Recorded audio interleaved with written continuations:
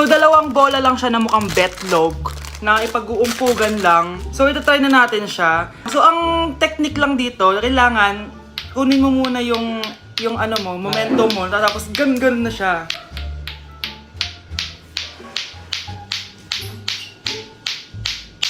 Ow!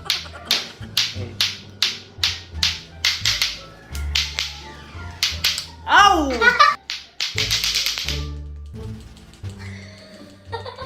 Tagal! Oo!